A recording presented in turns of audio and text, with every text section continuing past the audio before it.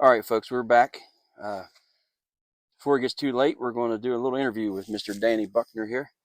I'm going to talk about what we're doing, and you can see he's you're getting lower and lower in the ground, but it's sinking further. You'll be flat on the ground here in a few minutes. Yeah, this chair, it actually broke a little bit ago, and we tried to we got it instead of, we don't have any duct tape with us. We got some We got bank line. twine.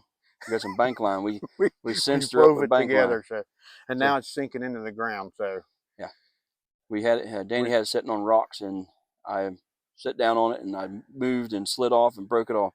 and I've got a shovel, and we might be having services here after a while. Yeah, we might bury that thing. But as you can see, or hear probably better. Danny, you still got green light? Let me see. Yeah, you got green light. We got green lights. Okay. We got a set of mics I picked up from Temu for like a few dollars. It was like, I'm trying to remember now. It was only like 10 or 12 bucks, man. It wasn't that bad. We had to get them charged up. Hopefully they last a little bit. I know if they quit, if they die, they don't stay charged. We don't have any audio, so we're going to do this pretty as quick as possible. Hopefully, we got like 10 or 15 minutes in the charge. But I wanted to talk to Danny about how he got into Bigfoot and what we're doing here, and we can go from there. Danny? Well, when I was a kid, I was always scared of Bigfoot, ghosts, monsters, UFOs, anything, just like a regular kid, because I hear stories about what my mom and dad would be talking about. And now I'm out hunting them. A couple years ago, I posted on Facebook. I found the Facebook page. It was a Bigfoot page.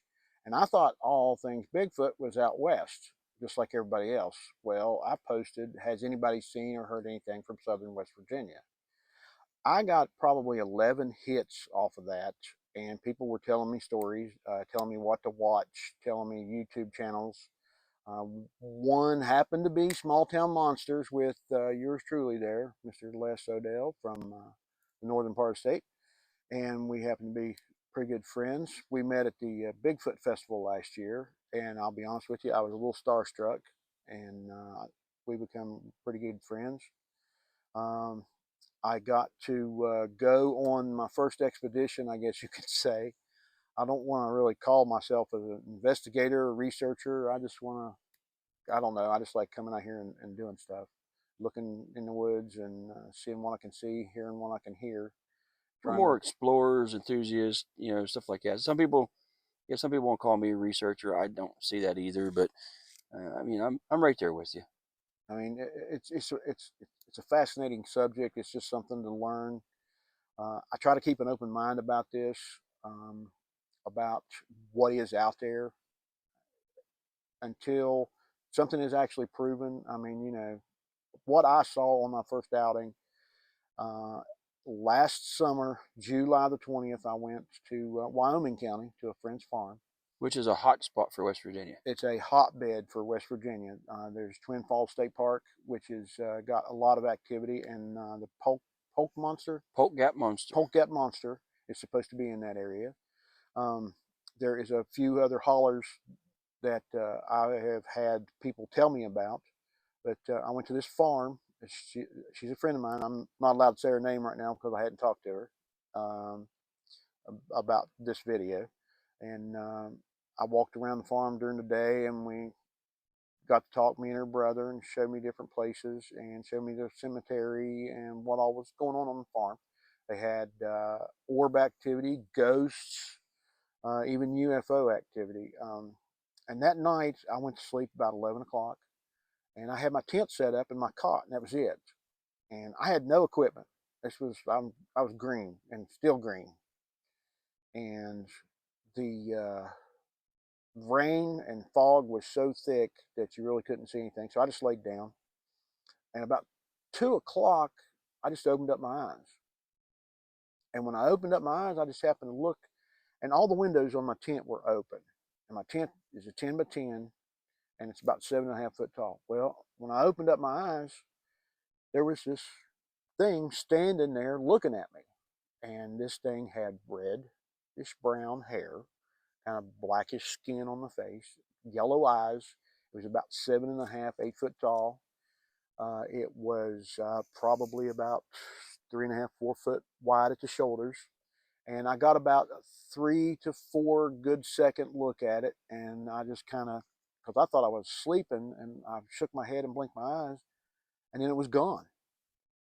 And I just kind of looked around a little bit, and I realized, I was like, maybe I am sleeping, or no, I'm not.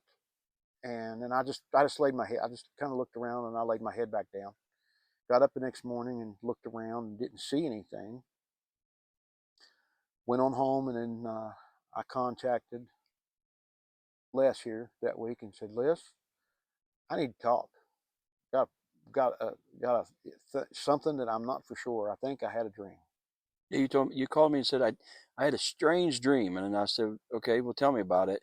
And you went through and told me the whole thing, and I'm like, are you sure you were dreaming? And then you're like, then that's when you were like, I don't know. I really don't know.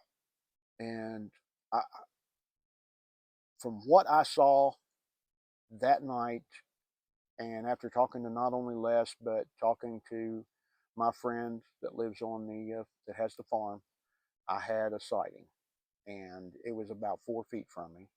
And this thing, like I said, was about 8 feet tall.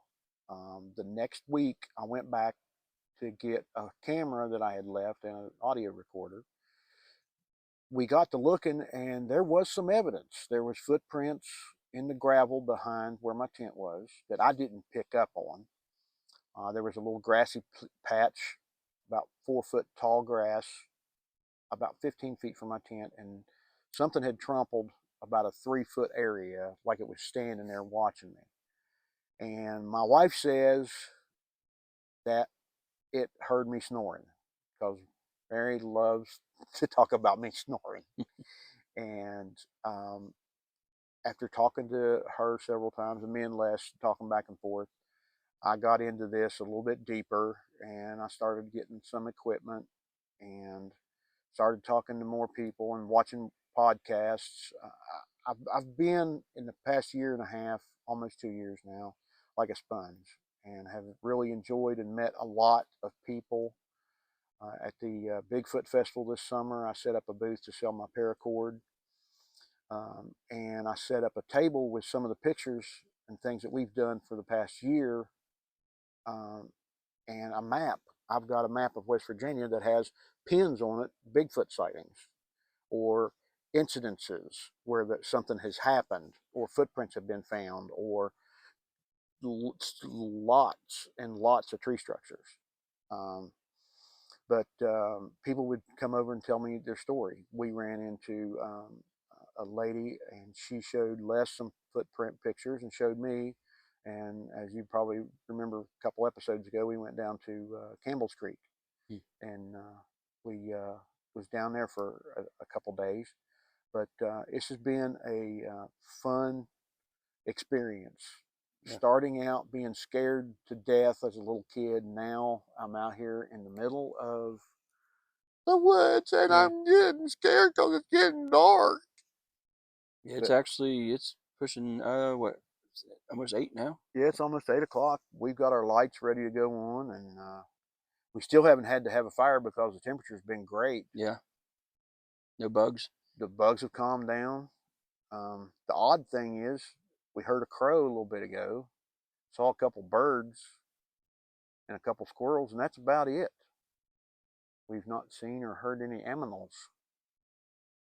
Yeah. We're sitting here listening to the creek. Yeah, that's been cool. The babbling brook, because the babbling brook.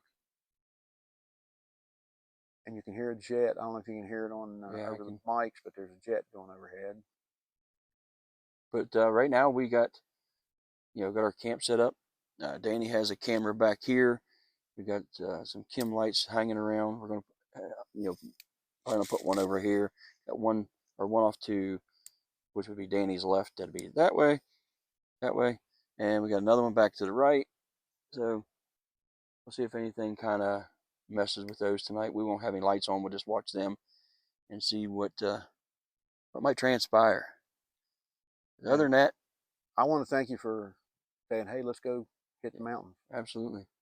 I mean, and folks, if we're trying out that new mic set, let us know how it sounds on your guys' end. I mean, when I edit this video, I'll be able to hear it, but I want to know comes out like when it's being played somewhere else. And yeah, it's time to just buckle down and hang out and wait for the dark. It's going to be getting dark pretty quick here soon. So we'll see you guys here in a little bit.